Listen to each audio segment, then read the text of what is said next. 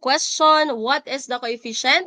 Ang sagot po natin dito ay letter A, 3. Because the coefficient, yun po yung katabi ng letter or this one, letter or what we call the variable.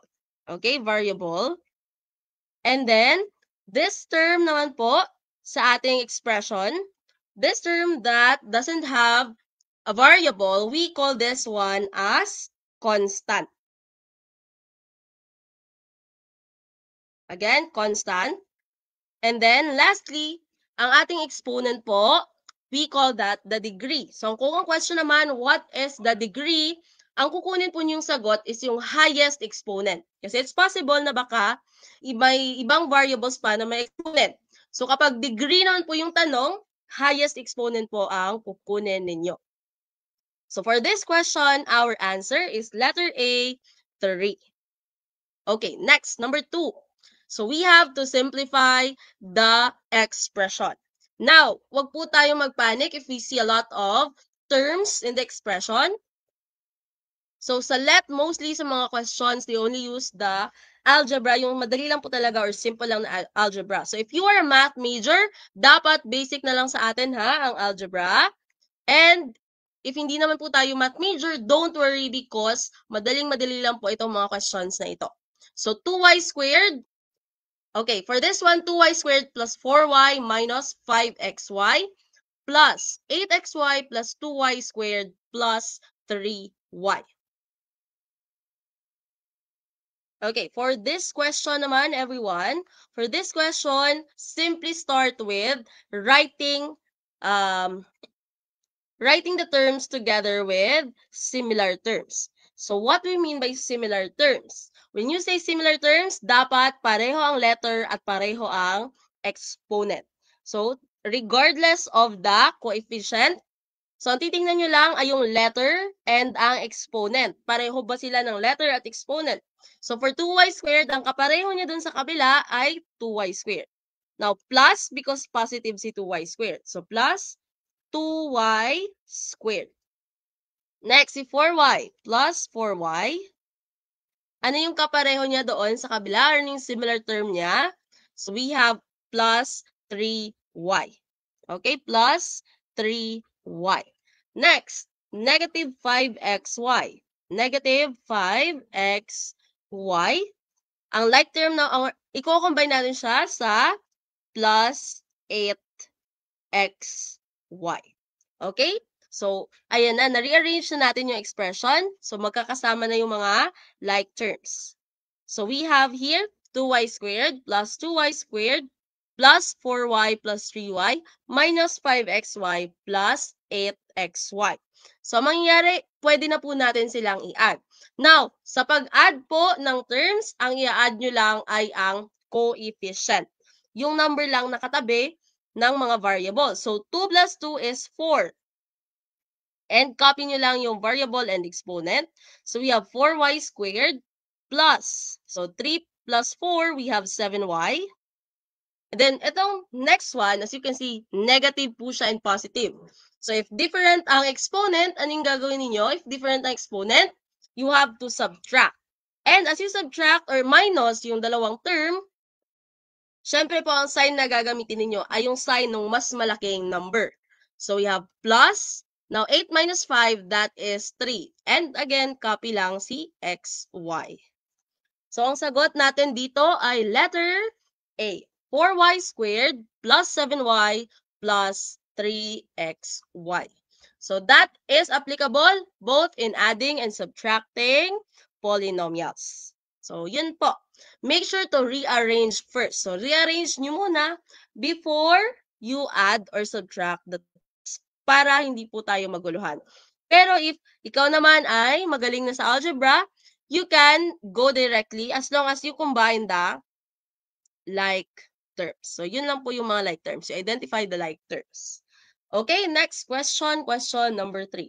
So, factor 2x squared plus 7x minus 15. Okay, for this one, in factoring kasi, so gagawa ka lang, we're just going to use the trial and error method. So, since 2x squared po siya, ano yung dalawang variable na magkakaroon tayo ng 2x squared? So, we have 2x times x. Yan po yung dalawang variable na magiging sagot ay 2x squared. Now, next one. Ano naman ang dalawang numbers? Ano yung mga factor 15? Para makakuha tayo ng 15, we need 3 times 5. What else? 3 times 5 or 5 times 3. And then 1 times 15 or, 1 times 15 or 15 times 1. Now, kung dito si 3 and si 5, so, 2 times 5, that is 10. 3 times 1 is 3. Pag i-add natin yung dalawang iyon, ang sagot ay 13. Pero pag subtraction naman, 10 minus 3, ang sagot ay 7. Therefore, tama na yung arrangement ng ating numbers. Now, on the symbol that we're going to use, dapat positive ang bigger number. Therefore, dapat positive si 2 times 5. Kaya dito tayo maglalagay ng plus, and then dito naman ang negative. So, negative times positive, that is negative 15.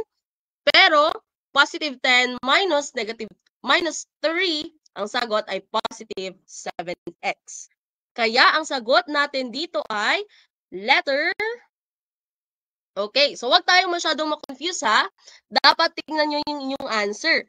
So, ang nangyari dito sa ating choices, na una si x plus 5 and si 2x minus 3 ang next one. Therefore,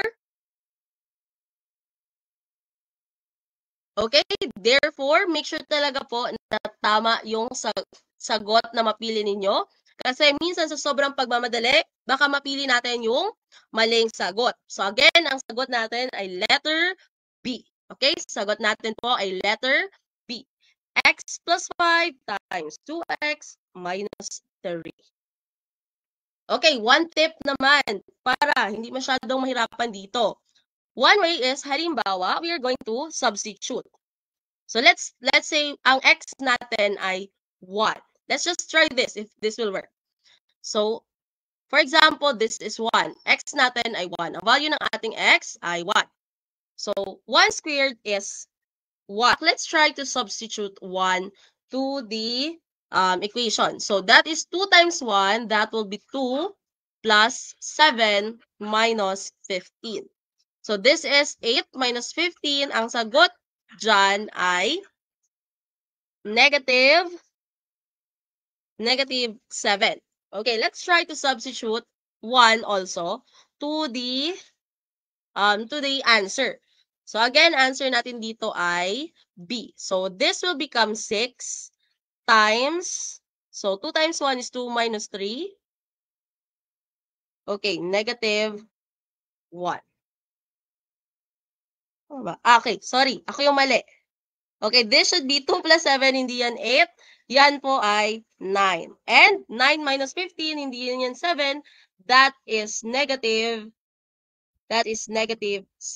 So as you can see, if you can also use this, substitute na lang po ng value sa x. So ano yung value na gagamitin? You can simply use 1 para mas madali siyang i-simplify kaysa pag gumamit pa kayo ng mas malaking number. So again, anong ginawa natin dito? We simply substitute number 1 to the variable x. Okay, so as you substitute 1 dito, that would become 2 times 1 squared, which is 2 plus 7 times 1, that is 7, minus 15. So ang sagot is negative 6. Now, doon sa ating correct answer, we also substitute 1. So 1 plus 5, that is 6. Then 2 times 1 minus 3, that is negative 1. And ang sagot ay parehas lang po, negative 6. So yun. That means trial and error. Substitute ka ng 1 dito. And ang sagot, 2 plus 5 is 7. 1 minus 3 is negative 2. So if you multiply that, that would be negative 14. So negative 14 ito, therefore mali itong sagot because we are looking for an answer na negative 6. Kaya po, ang sagot talaga ay letter B. Okay, next question po tayo. Next question tayo. So I hope mas better na ang quality ng ating live right now. So again, comment down below. I-comment nyo yung mga friends ninyo, tag them, and share po our Facebook Live. Number 4. Question number 4. Perform the operation and reduce to simplest form. Yan, another sakit sa ulo. Okay, so ang gagawin lang po natin, before we perform the operations, make sure alam po natin ang PEMDAS. So again, dapat alam ninyo ang PEMDAS. So yan po ay applicable sa lahat ng, like this, yung combine na yung plus, minus, times, at divide. So what is P in PEMDAS? P stands for parenthesis, E stands for exponent, M for multiplication, D for division, A for addition, and S for subtraction. So remember, sabay po si multiplication and division. Sabay, pwede ding sabay si addition and subtraction as long as from left to right. Okay, dapat po from left to right pag i-perform nyo ang equation. Okay, let's start with this one. Negative x, copy nyo lang yan. Negative x minus 3y minus, so distribute natin. I-distribute natin ito. So we have minus 3x. So negative times negative. This is plus 9y. And then, dito naman, minus. So positive na naman. Plus 4x minus 7y. Okay. So for this one naman, anong gagawin ninyo? So gagawin lang natin yung ginawa natin kanina, combine like terms. So ito po ay magiging negative 4x. So negative 4x plus 4x. And then this one minus 3y. Okay, minus 3y plus 9y. Okay, plus 9y. And then minus 7y. Okay. So, nangyari dito, so may mali dito sa tanong. Dapat po plus yan dito. Okay, plus. It's actually plus kasi ang ating 9 is negative yan. Okay, negative 9y. So, as you can see, negative 4x plus 4x. Para lang po yung 1 minus 1. Anong sagot sa 1 minus 1? Ang sagot dyan ay 0. So, wala na siya. 0 na siya. So, 0. And then, pag i-combine natin ito lahat, 3 plus 7 plus 9, this is 19y. Now, may 0 dito. Anong ibig sabihin ng 0? Ang ibig lang sabihin ng 0 ay wala. So, negative 19y po ang sagot. So, answer is letter A, negative 19y. Okay, let's proceed to number 5. So, mamaya-maya lang po matatapos din itong mga ganitong tanong. So, we have 3x minus 2y minus 4x plus 6y. So, again, combine like terms lang. But take note, kapag may negative po sa labas, you have to distribute the negative. So, this is negative 2y. And then negative times negative, that is positive 4x. And then copy nyo lang si plus 6y. Now, ano yung gagawin natin dito, everyone? So, ang like terms po ay si 3x, syempre, at si 4x because pareho sila na x yung kanilang variable. So, that is 7x. Now, negative 2y plus 6y. Again, negative tsaka positive. So, kailangan i-subtract. Now, before you subtract, ano yung mas malaki na number? We have 6. Ano ang symbol ni 6? So, we have plus. Therefore, 6 minus 2, that is 4y. So, ano yung sagot natin? Sagot natin, letter D, 7x plus 4y. Okay, let's proceed. Number 6. So, again, wala na tayong makita dito na x and y. So, ano meron dito? We have here a problem.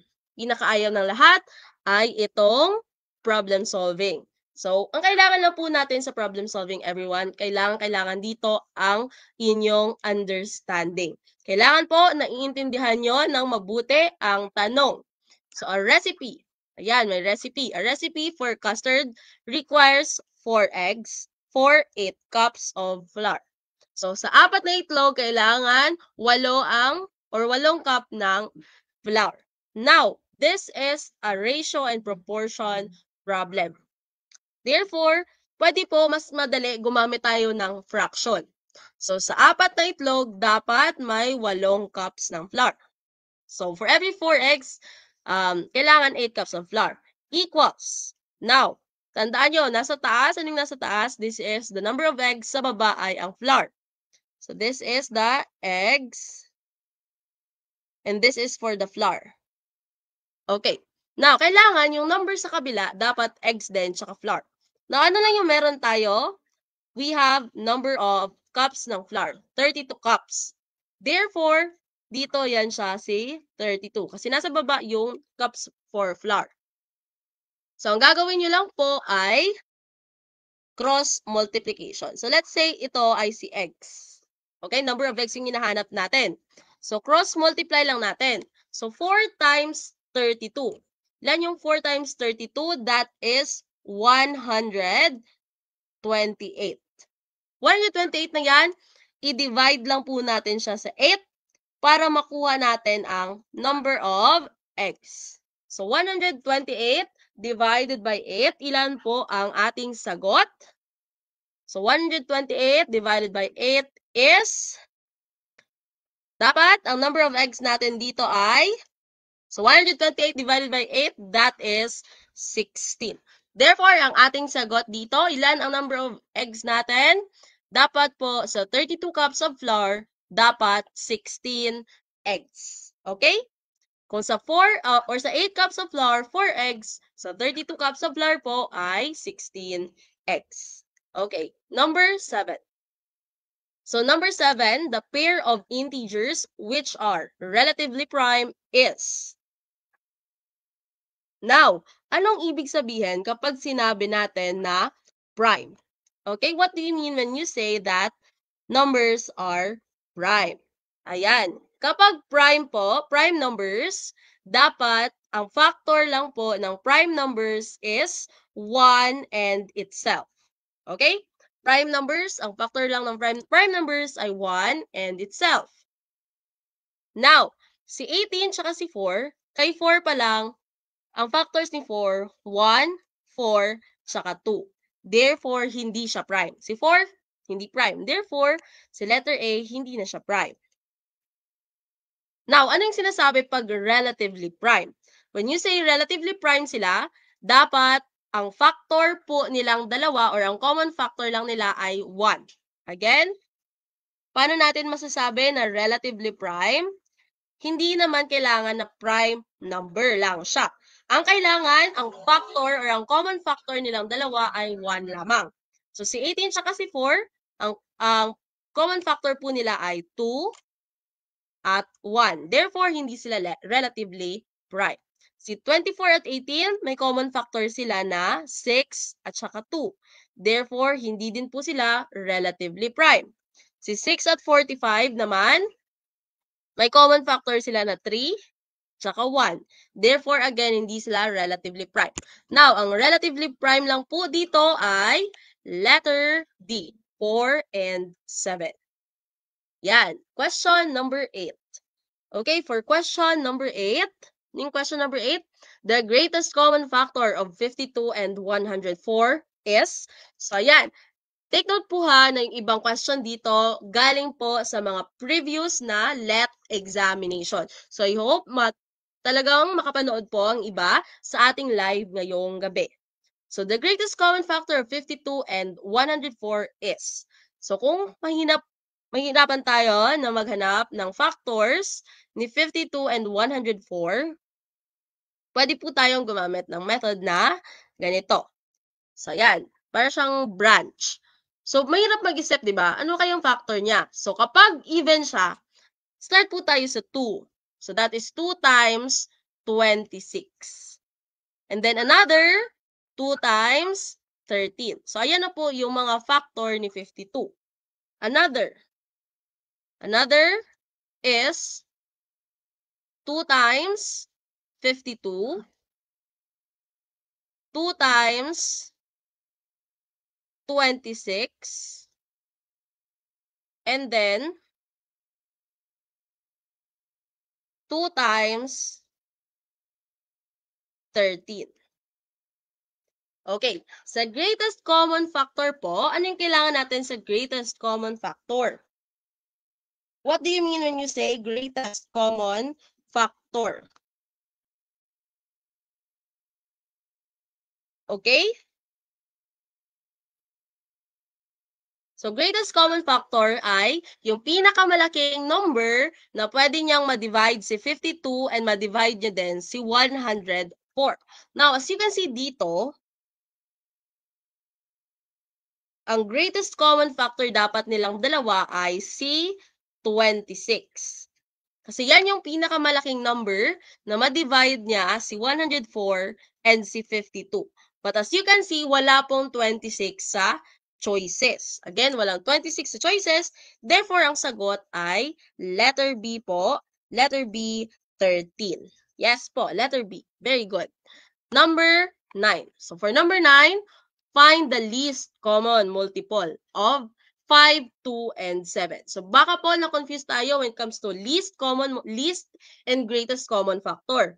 So as you can see, sa greatest common factor, ang sagot po natin dyan ay mas mababa kaysa sa numbers. Okay? While si least common multiple naman, ang sagot dyan ay mas malaki, either mas malaki or equal doon po sa ating number. Now, if you are asked about the least common multiple, and then as you can see, si 5 prime number, si 2 prime number, si 7 also prime number. Kapag puro po yan prime number, to find the least common multiple, simply multiply nyo lang po lahat. So 5 times 2, 10. 10 times 7, that is 70. Sagot natin ay letter D, 70. Ayan, I can see that maraming magagaling sa ating comment section. Okay. Yes po, tama po kayo. Ang sagot po natin ay letter D. Number 10, everyone. Number 10. Find the greatest common divisor of 18, 45, and 6. So, ito naman po tayo, greatest common divisor. That means, highest number na kaya nyo ma-divide si 18, si 45, at saka si 6. Another way, mali kaysa yun sa kanina, so pwede po tayo magsulat na lang ng ano yung mga factor na 18? So, si 18 po, pwede po siyang 2 times 9. Ano pa? 6 times 3. O di kaya ay 1 times 18. Si 45 naman po, 45 naman, ano yung factors ni 45? Si 45 naman ay 3, pa ba? For 45, 9 times 5. Okay, 9 times 5. Pwede din po siya 3 times 15. And pwede din siya 1 times 45. Lastly, si 6. So, si 6, pwede siyang 2 times 3 or 1 times 6. So, ano yung number na common sa tatlo? Dapat nasa 18, nasa 45, and nasa 6. So, as you can see, yung number lang po na present sa tatlo ay si 3. Therefore, ang sagot natin dito ay letter D, 3. Okay, so ganun lang po. Number 11. Okay, number 11, everyone. The two consecutive integers, the sum of which is 34 are. Ayan, ito. Hala, paano yan, ma'am? Paano yan i-solve? Madali lang po itong tanong na ito. Hindi na po ninyo kailangan mag-x plus y equals, or x plus 1 equals 34. Kasi hindi naman po titingnan ni PRC ang inyong solving. Kailangan nyo lang dito, lahat ba consecutive? What do you mean when you say consecutive? Dapat magkasunod. Consecutive. Now, letter A, 17 and 19. Hindi sila magkasunod. Hindi na po yon yung sagot. Letter B, 20 and 21. Magkasunod. Pero ano yung sum nila? Pag i-add mo si 20 and 21, ang sagot, 41. Hindi din ito yung sagot natin. 16 plus 18, hindi na yan magkasunod. Okay. 16 plus 18 ay 34. Hindi siya magkasunod, pero ito lang yung sagot na ito lang yung option ng sagot ay 34. Now, as you can see, you will encounter this type of questions. Questions na may error po talaga. Therefore, sasagot natin ay letter C. Bakit C? Because, again, yan po yung pag i-add mo ang sagot ay 34. I think baka may kulang dito. Maybe 2 consecutive even integers. Okay, so maybe 2 consecutive odd or even integers. So we don't know. Kaya, ang pipili natin na sagot ay yung pag i-add mo ang sagot ay 34. So sagot natin, letter C. Number 12. Okay, number 12. What is the amount due on 10,000 pesos after adding the annual interest of 8% for 3 years? Ayan, interest, mga compound and simple interest problems. So hopefully, sana naman wala namang compound interest. So probably wala ding compound interest because ang compound interest, mahirap talaga yung isolve kapag walang calculator. And sa Gen Ed po, hindi allowed ang calculator. Now, anong formula ni ni interest? That is equal to, anong formula ni simple interest? Sana alam natin. Formula po natin sa simple interest ay I equals PRT.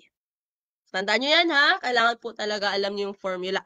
Kasi kung hindi mo alam yung formula, hindi mo talaga masasagot ang ganitong mga tanong.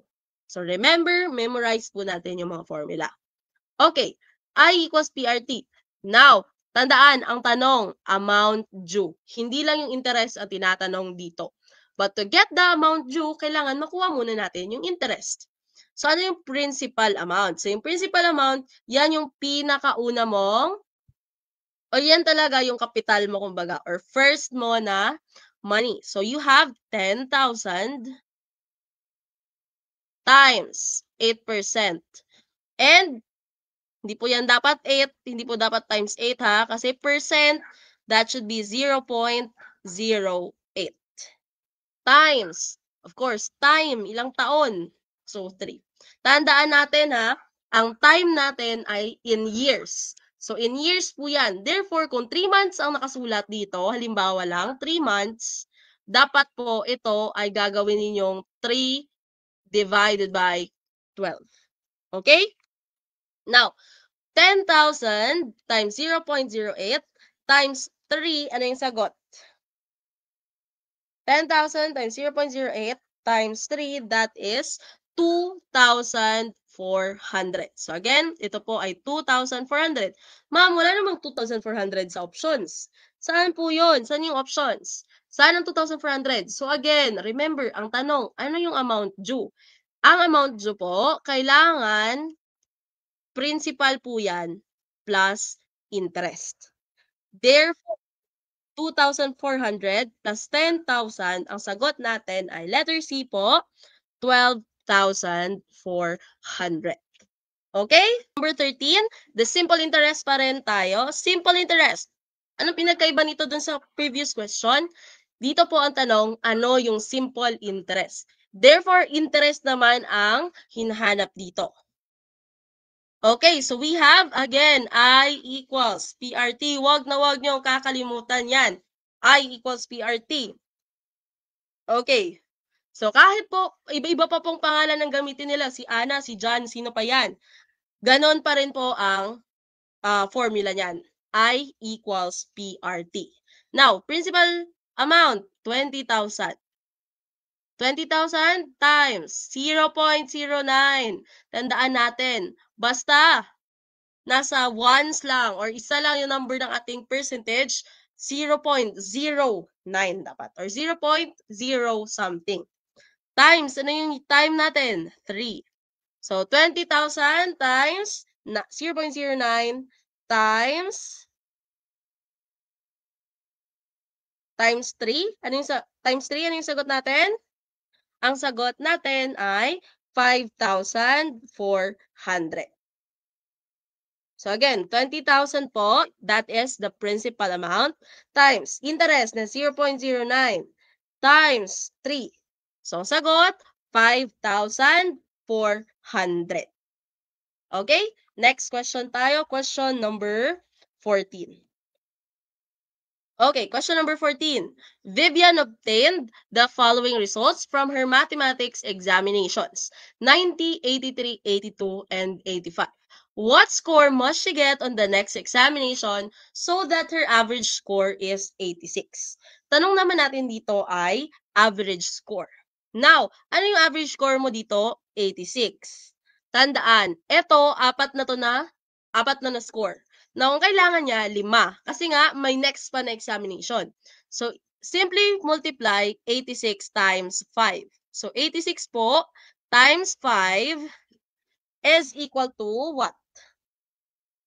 Okay, 86 times 5, that is 430. Okay, 430. Ngayon, next thing is, i-add mo lang to lahat. So, i-add mo yan lahat, 90 plus 83 plus 82 plus 85. Ang sagot dito ay 340. And after you subtract those two, 430 minus 340, ang sagot dyan ay letter C, 90. Okay, ganun lang po kasimple. So, no need for complicated na mga equations. Kailangan lang natin intindihin ang tanong. So, answer natin, number 14, letter C. Okay, number 15. Ito naman tayo, greatest common divisor. So, anong pinagkaiba nito? Tandaan natin, divisor man yan or factor, same lang po ang hinahanap natin. Okay, greatest common divisor or greatest common factor, pareho lang po yan.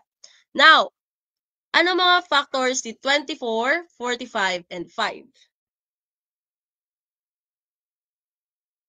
Okay. 24, we have, so for 24, we have 2, 12, 6, 4, and 1, and 24. For 45, we have, ano yung meron sa 45? 45, we have 5, 9, ano pa? 3, 15, 1, and 45. Now, si 5 naman, anong meron kay 5? 1 at saka 5 lang. Now, what is common between the 3? So, ang sagot natin ay letter B, 1. Or, as you can see, meron tayong prime factor dito, which is 5. Kapag meron pong prime factor, diretso ang sagot natin, 1. Again ha, kapag meron tayong prime factor, diretso tayo ang sagot natin, 1. Number 16. So, we're almost halfway po sa mga questions for tonight. Number 16, a bottle of perfume costs 10,000 pesos. If a discount of 10% is given, the bottle of perfume will cost. Okay, ang tanong dito, hindi lang kung magkano yung na-discount na price.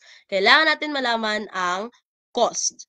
So ngayon, kung may 10% na discount doon sa 10,000, ilan na lang ang magiging presyo? Now, tandaan nyo, kapag ang percentage natin ay 10, okay?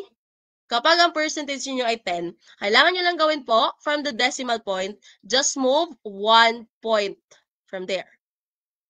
So, ang 10% ni 10,000 ay 1,000.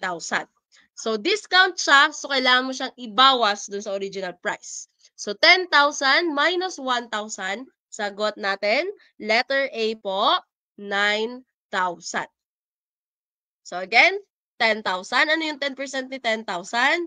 Nakuha natin siya by moving 1 decimal point because 10% naman. Again, applicable lang po yan sa 10% ha. So, 10,000 minus 1,000 para makuha ang kung magkano na ngayon yung ating perfume. Ang sagot po doon, letter A, 9,000. Number 17. Corazon has a chest with length, width, and height of 10 centimeters, 8 centimeters, and 6 centimeters, respectively. Its volume is, okay, for number 17, ang tanong dito, ano ang volume ng chessboard? So, chessboard po ito ha.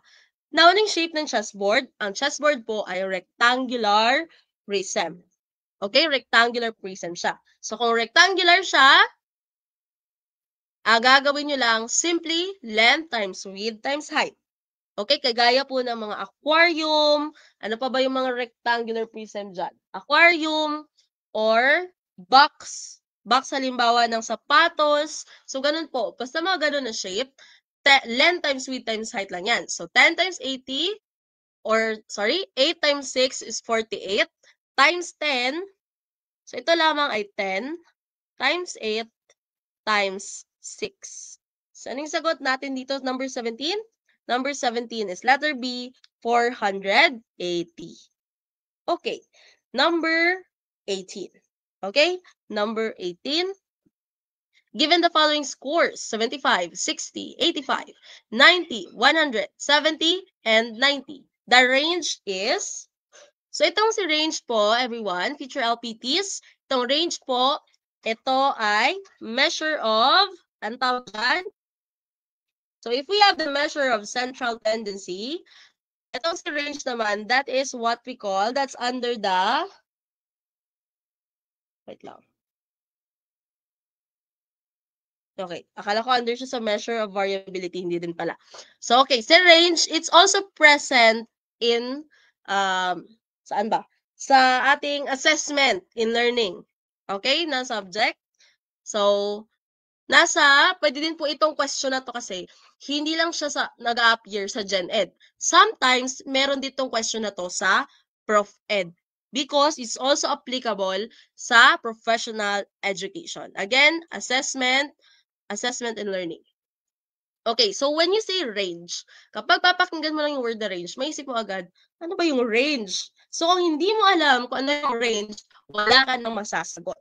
Now, thank God, nandito ka. Malalaman mo na kung ano yung range. Sa mga hindi pa po nakakaalam, ang range is highest score lang po. Highest score minus lowest score. Imagine, ganun lang kadali yung range. Pero kahit ako, nung na-encounter ko first time yung tanong na to, hindi ko talaga alam paano ko siya sasagutin. So again, highest score lang minus lowest score. So highest score natin ay 100 minus lowest score. Anong lowest score dito? 60. So yun lang po. Highest score minus lowest score. Answer natin ay letter D, 40. So simple as that. Number 19. Number 19, the equation of the line with equal coordinates is. So, ano yung equation na equal ang coordinates? That means, dapat equal ang x coordinates and y coordinates. Ano yun siya dito? Dapat equal ang x tsaka y. Dali lang po yan, that is letter C. So, for this one, hindi nyo kailangang isolve ito. Tatandaan nyo lang po siya. Either x minus y equals 0, or x equals y, or y equals x. So, ang gagawin nyo dito, tatandaan nyo lang po siya. Okay? Answer for number 19 is letter C. Number 20. Okay, number 20 na tayo, everyone. For investment of 100,000 pesos at 5% interest annually. The interest after 2 years is, okay, another simple interest question. So again, I equals PRT. Okay, so 100,000 times, ano yung 5%? Anong pagkakasulat dapat ng 5%? Times 0.05 times 2. Okay, remember everyone, wala tayong calculator. Di ba? Wala tayong calculator. Kung kayo po ay nahihirapan sa pag-solve ng decimal, sa pag-multiply ng decimal. Ngayon, ang pwede nyong gawin, isang tip, halimbawa, 10%. So, yun na po yung tip kanina, yung 10% from the last point, i-move mo lang siya ng isang beses. Tapos, dito na yung point, therefore, ilan na siya? 10,000. Ito po, 5%. Kung ang 10% nito, 10,000, syempre yung 5%, kalahati po ng 10%. So, ang 5% nito ay 5,000. Now, tatandaan, multiply pa yan sa 2. So, ang sagot doon ay letter A po, 10,000. Okay. So, ayan, marami po talaga tayong magagaling sa ating comment section. So, sana po talagang lumabas again yung mga tanong na nandito sa ating free session for tonight. Okay, number 21. how many prime numbers are there from 1 to 100? Huwag nyo na pong ilista, hindi nyo na kailangan ilista. Kailangan nyo na lang gawin, tandaan nyo ang sagot sa tanong na ito. Sagot po natin dyan, letter B, 25. So from 1 to 100 po, ang prime numbers ay letter B, 25. So I hope you remember that in case lalabas siya sa September 21, 2025 LET examinations. Okay, number 22. A 10-meter board leans against the wall. The foot of the board is 8 meters from the wall. How far up the wall does the board reach? Ito na po, si number 22, medyo tricky siya na tanong. Para mas maintindihan natin siya, everyone, kailangan nyo pong gumawa ng drawing. Halimbawa, ito po yung wall, and ito naman ang board. Ito yung board. Ito yung board. And then ito yung wall natin. Now, nakalagay dito na ang length ng board na to. Okay, gandahan naman natin yung drawing natin. Okay, so if this is the, imagine nyo na lang po na straight ito ha. So ito po yung board, nakalin siya. Nakalin siya doon sa wall. So, ang board natin ay 10 meter long. 10 meters ang kahaba. Ngayon naman, ang paa ng board hanggang sa wall, 8 meters. This is what we call a right triangle. Yung paglinang board doon sa wall, naka-form po siya ng right triangle. Ngayon, ang right triangle, a squared minus b squared is equal to c squared. Tama ba? Plus. Yan. Kalimutan ko na tuloy. So, this is what we call the Pythagorean theorem. So, Pythagorean theorem tayo. A squared plus b squared is equal to c squared. So, ang c natin, yan po ang hypotenuse. Hypotenuse. So, since given si hypotenuse, kailangan po natin gawin lang dito, i-minus lang para makuha. So, kapag ang hinahanap sa hypotenuse, gagawin nyo, ipa-plus nyo ang square ng dalawa. But since given sa hypotenuse, subtraction tayo. So, mangyayari dyan, a squared equals c squared minus b squared. Therefore po, para makuha ang length ni wall, ang kailangan nyo lang ay 100. Saan nanggaling si 100? 10 squared po yun. Minus 8 squared, that is 64. So, 100 minus 64, that is, ano pong sagot? That is 36. Now, ito na ba yung final answer? Hindi pa po. Because that is a squared. Anong gagawin mo? You still need to square root. Kunin pa ang square root. So, ang square root ni 36 po ay letter A, 6. Okay? Yun po ang sagot. Letter A, 6. Number 23. Ayan. Number 23. Sobrang daling tanong. All right angle are, acute ba lahat ng right angle? So, remember, ano ang measure ng right angle? When you say right angle, ang measure po nun ay 90 degrees. Lahat po ng right angle ay 90 degrees. Therefore, all right angle are letter C, equal. So, lahat po ng right angle ay equal. Okay. Number 24. So, ayan, kung meron man tayong dito mga math major na naka-enroll ngayon sa DJRC, ako po yung nasa recorded sessions ninyo. Okay, number 24. What is the complementary angle of 35 degrees? Complementary and supplementary angles. When you say complementary angle, ang sum po, pag i-add mo yung dalawang angle, ang sum niya ay 90 degrees. Kapag supplementary angle naman,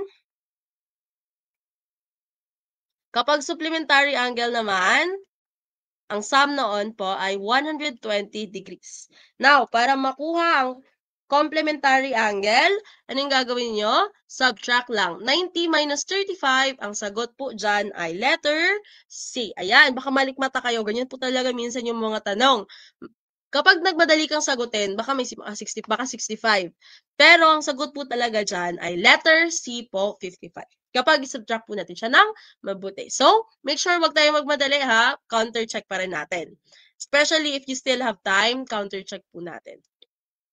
Number 25. If a die is rolled, what is the probability of getting a number divisible by 2?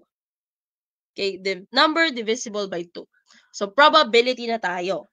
Now, ang denominator doon sa probability, total outcome. So, kapag ang die, ilan ba yung total face ng die? Or ng dice? So, meron po yung 6 faces total. So, it means, kapag nag-roll tayo ng die, 6 po yung pagpipilian na pwedeng maglalabas. 1, 2, 3, 4, 5, and 6. Now, ang sa numerator naman, ano lang po doon sa lahat ng probability ang divisible by 2? So, 2 is divisible by 2, 4, and 6. Therefore, tatlo lang divisible by 2. So, ang probability of getting a number divisible by 2 is only 3/6. But, wala pong 3/6 sa ating options. Remember, always simplify. Lalo na pag wala sa options. So, simplified form of this is 1/2. Ang sagot natin, letter C po. Tayo, 1/2. Okay, excuse me. Number 26. Number 26. How long will it take A and B together to finish a job which can be done alone by A in 6 days and B alone in 6 days? Okay? Dito po ang gagawin lang. Si A, kaya niya po ang isang job in 6 days. So, 1 job in 6 days. Si B naman, kaya niya ang 1 job in 3 days. It means kapag pinagsama mo sila, okay. How many days na yon? So, to common lang. 6 and 3, anong common between 6 and 3? We have 6. So, yun yung kanyang greatest common factor. Or, least common multiple, sorry, not greatest common factor, least common multiple, or LCD, least common divisor. So, 6. 6 divided by 6 is 6 times 1, 1. 6 divided by 3 is 2, times 1 is 2. So, ayan. So, this is 3/6 or 1/2. So, again, 1 job, ilang days? Answer natin ay letter A, 2 days. Okay, so ganun lang po siya. Yun lang po siya sagutin. Okay, number 27. Number 27, a pair of angles is complementary and equal in measure when each angle measures. Okay, paano mo masasabi na complementary ang dalawang angle? Sinabi na natin kanina na magiging complementary ang dalawang angle kapag ang sum or kapag i-add mo sila, ang sum nila ay 90 degrees. So again, nakalagay dito, equal dapat ang dalawang angle. So anong dalawang angle lang ba na equal ang pag i-add mo ang sagot 90? Siyempre po, sagot natin for number 27 ay letter B po, 45 degrees. So again, sagot natin dito, letter B, 45 degrees. Okay, number 28. And malapit na po tayong like 10 questions na lang ata bago matapos ang ating free review session for tonight. Okay, number 28. The volume of the cube is found by cubing the measure of the edge. Ayan, nakalagay na dito yung formula. So, ang volume daw ng cube ay, cubing lang yung measure ng edge. Okay, what is the volume of the cube whose edge is 4 centimeters? So again, i-cube mo lang yung 4 centimeters. So that is 4 cube. Or ano yun siya? 4 times 4. 4 times 4 times 4. Okay, so 4 times 4 times 4. That is letter C po, 64. Okay. So, sagot natin, letter C, 64 cubic centimeters. Number 29. Number 29. A class composed of 18 boys and 12 girls. In the quiz, the average score of the boys was 85, while the girls were 88. Find the average score for the entire class. Itong number 25 naman po, 29, ilan nyo lang gawin, score ng boys, 85. Ilan yung boys? So, meron tayong 18 boys. So, 85 times 18. Plus, ano yung score ng girls? 88. 88 times, ilan yung girls? 12. So, ang sagot dito, 85 times 18, excuse me, 85 times 18, 1530,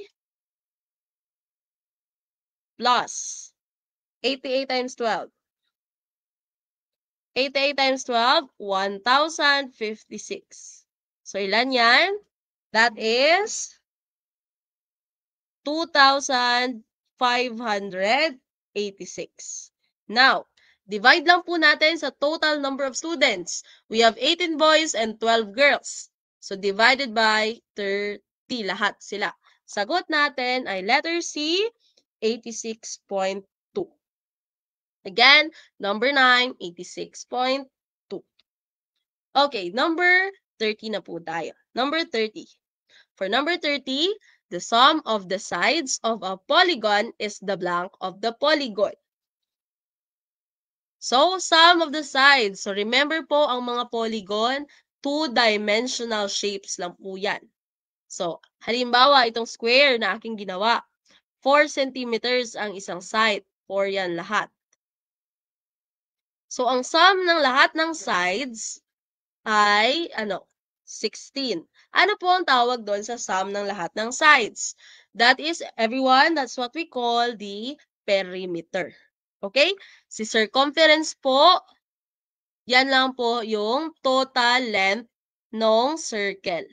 Okay? Kay circle lang po yan. Now, si volume naman, for three-dimensional shapes lang po yan. Si area naman, total, ito po yung area, yung nasa loob. Yung space na na-occupy noong object or ng ating polygon or ng ating shape. Number 31. For number 31, how many 75 grams packs of sugar can be made from a 30 kilogram sack? Okay, tandaan ninyo, nakalagay 75 grams. Ang isang sako, 30 kilograms. Ngayon, paano mo malalaman ilang pack ng sugar? So, lalo na sa mga may tiyanggi po dyan or may convenience store. So, kung 30 kilogram yung isang sako, ilang grams po yon? So, remember, 1 kilogram po is equivalent to 1,000 grams. Tandaan po natin yan, ha? Ngayon, kung 1,000 grams si 1 kilogram, that means si 30 kilogram ay 30,000 grams. Ngayon, ilang 75 grams meron sa 30,000? Gagawin lang dito, division. Ngayon, baka po may iba dyan na nahihirapan po sa pag-divide. Ganito po ang pag-divide dyan, ha, sa long method, 75. So, 30,000 divided by 75. Okay. Ngayon, 30, hindi pwede. Mas maliit siya sa 75. So, 300 divided by 75. Ilan po yon? That is 4. So, 4 times 75, that is 300. So, 300 minus 300, 0 na.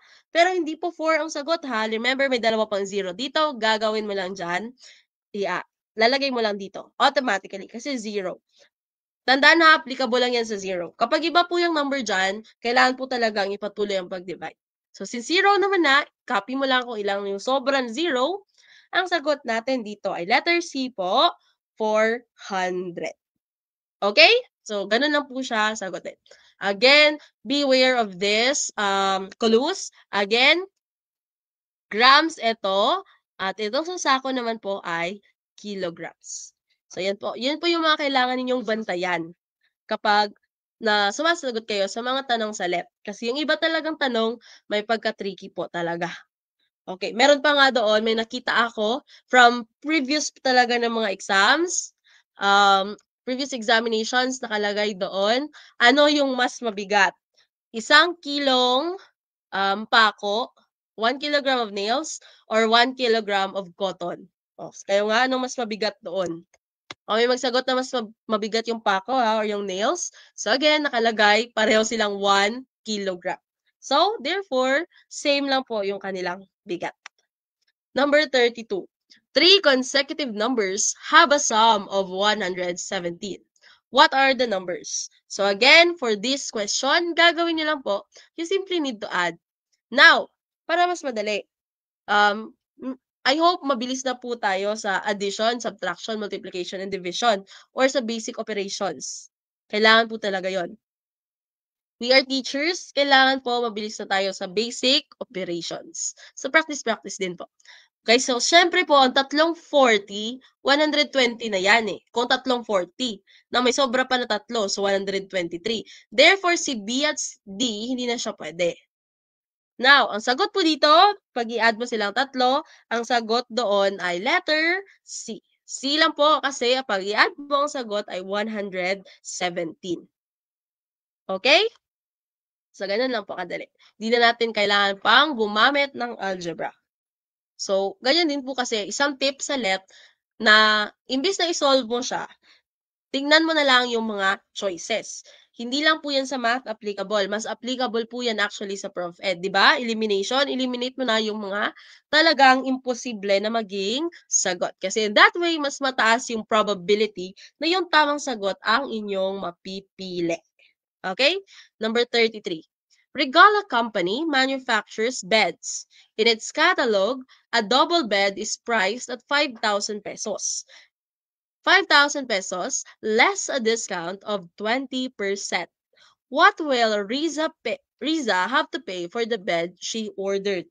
So, kanina, ang ginawa, yung mga percentage, di ba ang mga questions kanina, mostly about interest. Ngayon, about naman po tayo sa mga discount. So, especially if mahilig kayong tumingin sa mall. Ano yung mga sale sa mall? So, actually, minsan, before ko bilhin yung mga sale, talagang sinasolve ko muna, magkano na kaya yung kanyang presyo. Pwede naman tayo magtanong sa sales lady, pero minsan ginagawa ko din siya. So, again, isang trick dito. Si 20, divisible, si 10%, tsaka si 20, tama? So, kunin muna natin yung 10%. Ano yung 10% ni 5,000?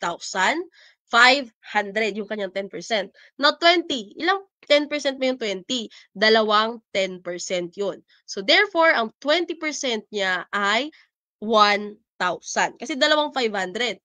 Now, 1,000, kasi discount, kailangan mo siyang isubtract. So, 5,000 minus 1,000. Sagot natin dyan ay letter A po, 4,000. Ngayon, kung hindi natin yun alam, ganito yan. 5,000, gagamitan mo kaya ng long method. 5,000, 20% kasi, di ba, 10 siya. So, more than 10. So, 0.2 lang po siya. 0.2. Ganito po yung pag-multiply ng decimal. Ito yan. Di ba, lahat naman 0? Lagay mo na yan lahat. 0, 0, lahat. Now, 2 times 5 is 10. Ngayon, ilang decimal place before? Before ang decimal point, meron lang tayong isa. Kaya, mula dito, move mo lang yan ng isa. So, matatanggal na ito sa whole number. So, ilan ang 20%? 1,000. Ngayon, huwag kalilimutan, discount. Kaya yung 1,000, kailangan mo pang ibawas sa original price. Kaya po, ang sagot dyan ay letter A. Okay, number 34 tayo. What percent of 75 is 15? Yan, ito medyo tricky talaga yung mga ganito na tanong.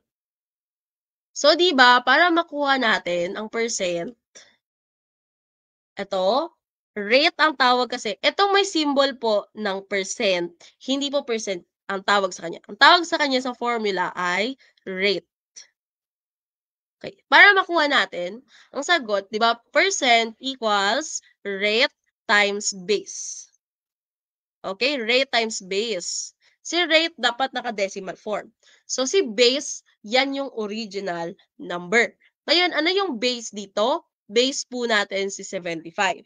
Ngayon, si 15, siya na po yung percent. Therefore, 15 equals rate times 75. Ngayon, pwede din itong gamitan actually noong triangle. Itong triangle natin, P equals rate times base. Ngayon, di ba ang wala po ay si base? Kaya kung halimbawa, tatakpan mo yung base dyan, ano yung matitira? Matitira. Percent divided by base. So again, ano yung percent mo? Si 15. Kailangan po si percent, mas mababa po talaga yan kaysa kay base. So 15 divided by 75. Ano po yung sagot nun? 15 divided by 75 is 0.2. Again, with the use of the calculator, yon 0.2. So, paano po siya sa long method, ma'am? So, again, kasi numerator si 15, dapat siya po yung nasa loob ng ating, ganyan, ng division. Ngayon, nasa labas si 75. Ma'am, hindi naman yun pwedeng i-divide. Tama? Hindi siya pwedeng i-divide. Ngayon, mag-a-add po tayo dito ng 0.0. At dahil nag-add tayo dyan ng 0.0, nalagay din tayo ng point dito. So, 150 divided by 75. Ilang 150? Ilang 75 meron sa 150? Dalawa. 2 times 75, 150. Ito po ay, pag i-subtract ninyo, 0 na. So, kaya po ang sagot, 0.2. Or, para makuha mo ilang percent yung 0.2, times lang po natin siya sa 100. At ang sagot po dyan ay 20. Kaya po ang sagot natin dito, letter B po, 20%. Ayan, I think nasa last 3 questions na lang po tayo. So, number 35, which among the measures of central tendency is not influenced by outliers? Ano yung outliers or outliers? So, ito po kasi, kung halimbawa, ang kailangan nating kunin ay average. Kailangan mong kunin ang average or mean. Okay? Average or mean. When we say outliers, that is numbers in the data or scores in the data that are extremely high or extremely low. So, dahil po kasi dun sa mga outliers, maapektuhan po kasi niyan yung magiging average. Now, ano ba yung measures of central tendency natin? Meron po tayong tatlo. Mean, median, and mode. Ngayon, ano yung hindi maapektuhan ng outliers? Ang sagot po natin dito ay letter B po, median. Actually, si mode po, hindi din siya masyadong naapektuhan ni outliers. Pero, ang best answer po kasi dyan ay letter B po, median. Okay? Number 36. 30 is 20% of what number? Ayan, 30 is 20% of what number? So, that means si 30 po, siya ang inyong percent. Okay? So, 20% ng anong base si 30. So, again, gawa naman tayo ng triangle natin. So, P, R, and B. So, again, meron na tayong P, meron din tayong R. Ang wala sa atin ay base pa rin. Okay? Kanina kasi pala, sorry, yung kanina, eto, ang wala dito, hindi po, sorry, mali, hindi ito base. Ang wala dito ay rate. So, ang hinahanap natin dito kanina ay rate. Ngayon naman po, ang hinahanap natin sa question number 36, ang ating hinahanap ay base, sorry, ay base. Ngayon, base natin, makukuha natin by dividing the percent divided by rate. So, 30 divided by, ano yung rate mo? Again, tandaan mo, kapag isulat mo na si percent as rate, or si percentage as rate, decimal na tayo, 0.2. Ngayon, wala tayong calculator ha. Kayo po, mag-practice na po kayo na hindi gumagamit ng calculator. Kasi sa general education, hindi po pwedeng gumamit ng calculator. So again, si numerator ang dapat nasa loob. So 30. And then si 0.2 nandito. Ma'am, hindi yan pwede kasi may decimal. Tama, hindi po yan pwede. Kaya ang gagawin natin, i-move natin si decimal ng isang beses nandito para maging whole number na siya. Kaya ang decimal dito, mag-move din po siya ng isang beses. Kaya din, mag-a-add tayo ng 0 dito. So ano na yung number natin ngayon? 2 divided by 300. So, eto hindi mo na to kailangan pa ng long division. 2 divided by 300, syempre po, that is letter B, 150. I hope ma-practice po talaga ninyo ha, yung walang calculator na ginagamit. Kasi during the LET examination, wala na po yung calculator nyo. Scientific man yan o hindi, bawal po yan. I don't know if some testing centers actually allow what you call this? Calculator, but talagang wala po yung calculator. So, kailangan practice nyo ang inyong skills. Number 37. For number 37, everyone, a computer store use a markup rate. Kung may discount, mayroon ding markup rate. Kapag discount, babawas nyo po yung percentage or yung percent sa original price. Kapag markup naman po, kailangan i-add natin. So, find the price increase of a computer game that costs 50 pesos. So, kung 50 pesos siya, ano yung 40% ni 50? So, 50 times 0.4. So, this 0. 4 times 5 is 20. May isa tayong decimal point, so mag-move tayo ng isa dito. So, ang 50 or ang 40% ni 50 ay 20. Ngayon, ano yung tanong? Find the price increase. Therefore, yung markup lang. Kaya ang sagot natin po ay letter B, 20. Okay, yun po ang ating sagot, letter B, 20. Number 38. I think this is the last number ata. So, Peter makes some 7,000 pesos a month plus some money by commission rates. So, halimbawa, ito yung mga, anong tawag dyan? Na nakakakuha ng commission. Halimbawa sa real estate, yung mga agent, or kahit anong product na mayroong mga agent. So, initially, ang sweldo nila ay 7,000 pesos per month. Kapag na-reach yan yung quota, ha? But, yung 7,000 na yan, may plus pa yan na 6% doon sa total na mabibenta niya. So, if Peter sold 55,000 pesos worth of items this month, what is his salary for the month? So, syempre, base salary niya po ay 7,000. 7,000. Plus natin dyan yung 6% po ng kanya. So, 6%, 1,000. Magkano po yun? Okay? 6% of 55,000. So, 55,000 times 0.06, that is 3,300. So, 3,300 equals, ano po? Ang total salary po ni Peter ay letter D po, 10,300. Okay, so thank you po, everyone. Thank you for listening. Thank you for being here tonight. Some of you, I think, stayed from the first question until the last question. Thank you po. I hope everyone who are here tonight will really pass the LET examinations. I know it's very hard mentally. Hindi dahil mahirap yung tanong, kundi talagang nakakakaba, ang daming expectations. Tama po ba? Yan po talaga yung napakahirap labanan. Yung expectations ng family, friends, and even yung expectation mo sa sarili mo.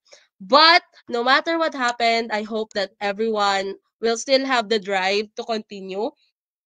But of course, we are really hoping that if this is your first take, na one take lang talaga sa LET examination. If this is not your first, if you're not a first taker, I hope that this time you will really pass the LET examination. If hindi man po papalarin, I hope wala. Pero if ever meron, sana po hindi po kayo mawala ng pag-asa at you will still continue to take the exam. again and again until you eventually pass the LET examinations. So ayun, I hope you also take note and I hope you learned something from me tonight. Thank you po, future LPTs. Thank you for watching and staying sa ating live.